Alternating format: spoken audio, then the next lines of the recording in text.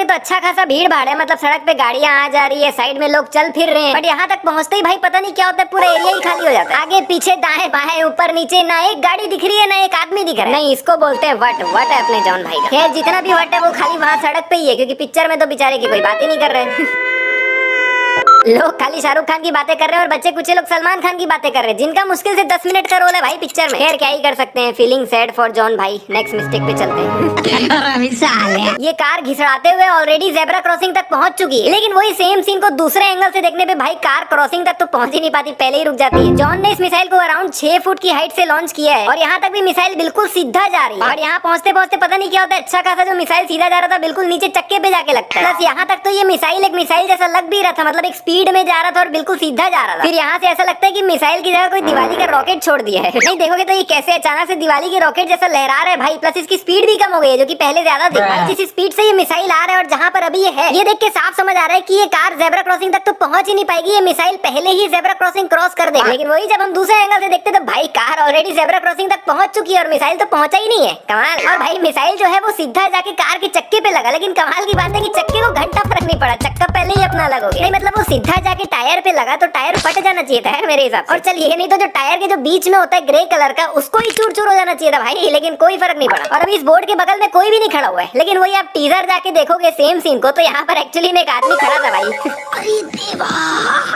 नहीं मैं खास एडिटर से जानना चाहता हूँ कि भैया उस आदमी को एडिट करके आपने क्या उखाड़ लिया यार, खड़ा था तो खड़े रहने देते, क्या ही फर्क पड़ रहा था। बात तो सही है और भाई मैंने अभी जस्ट नोटिस किया कि ये सड़क में कार वार की सबकी रिफ्लेक्शन दिख रही है, लेकिन ये जो मिसाइल उड़ के आ रहा है भैया इसकी कोई रिफ्लेक्शन ही नहीं दिख रही। अब ये सड़क एकदम क्लीन है, एक कचरा नहीं है यहाँ पे, लेकिन वही दूसरे एंगल से देखने पे यहाँ पे काफी सारा कचरा प्रकाश हो गया। अभी जिम जो है यानी अपने जॉन भाई, वो अभी इस प्लेन जमीन पे खड़े हुए हैं, मतलब अगर सीधा सीधा बोलो तो जेब्रा क्रॉसिंग के ऊपर नहीं खड़े, लेकिन वही दूसरे एंगल से देखने पे भाई वो तो जेब्रा क्रॉसिंग के ऊपर खड़े हुए हैं। और अभी वो जेब्रा क्रॉसिंग के ऊपर सड़क के बीचों बीच खड़े हुए हैं, लेकिन वही इस वाले एंगल से देखोगे तो वो सड़क के बीचों बीच नहीं खड़े, अपने थोड़ा राइट में खड़े। बट जो भी है वो जेब्रा क्रॉसिंग के ऊपर ही खड़े हैं ना। लेकिन वही जब इसको पीछे के एंगल से देखोगे तो भैया तो जेब्रा क्रॉसिंग के ऊपर ही नहीं खड़े हैं, पूरा पीछे खड़े हैं। और भैया बात अभी भी खत्म नहीं हुई है। अब जब इसी सेम सीन को साइड के एंगल से देखोगे तो भैया वो जेब्रा क्रॉसिंग के पूरा आगे खड़े हुए हैं, मतलब कमाल है भाई। तो यहीं पे खत्म होती है जॉन और जेब्रा क्रॉसिंग की कहानी मिस्टेक काउंटर की जुबानी। धन्यवाद। और उनका टारगेट ओ भाई ये तो रणवीर सिंह है क्या? रणवीर सिंह भी है क्या पिक्चर में? नहीं भाई की 2-4 पिक्चर क्या नहीं चली है, तो गलत धंधे में आ गए यार। और अभी ध्यान से देखोगे तो इस फ्रेम तक जॉन के जो हाथ की परछाई वो स्क्रीन पे दिख रही है, बट सडनली नेक्स्ट फ्रेम में नीचे से परछाई ही गायब हो जाती है। अब इन दोनों के पीछे एक आदमी खड़ा हुआ है जो कि अगले ही पल वहाँ से गायब हो गया। पठान इस हेलीकॉप्टर के ब्लेड के ऊपर स्विंग करते हुए आ रहा है, लेकिन भाई ये ब्लेड तो बेंड ही नहीं हो रहा है, जबकि पठान जैसे जैसे आगे आते जा रहा है तो उसके वजन से इसको बेंड होते जाना चाहिए। फिर पठान जैसे ही इससे जंप करता है तब इसमें काफी ज्यादा मूवमेंट होती है, जो कि पहले बिल्कुल भी नहीं हिल रहा है।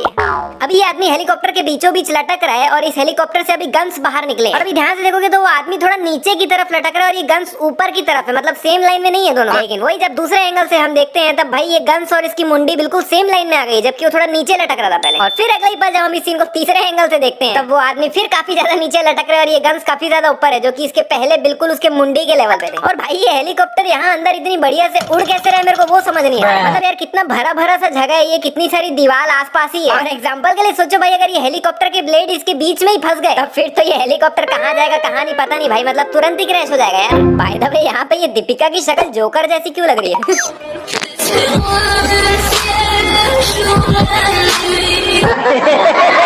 और भाई यहाँ पर ये जो एक्शन कर रही है ना वो एक्चुअली में दीपिका नहीं है, वो दीपिका की बॉडी डबल। और मैं ऐसे ही नहीं बोल रहा हूँ, मैं इस बात का प्रूफ भी दे रहा हूँ आपको। अभी देखो जब ये बॉडी डबल अपना एक्शन कंप्लीट करके जमीन में लैंड कर रही है, ये जो अपना राइट लेग है वो जमीन पे रख रही है, मतलब राइट लेग का जो घुटना है वो जमीन से टच हो रहा है और जो लेफ्ट लेग है वो ऊपर है, ठीक है। लेकिन अगले ही पल जब दीपिका को दिखाते हैं तब इसका जो राइट लेग है वो ऊपर आ जाता है और लेफ्ट लेग नीचे चले जाता है, बॉडी डबल से जस्ट अपोजिट। ये गड़बड़ है बाबा।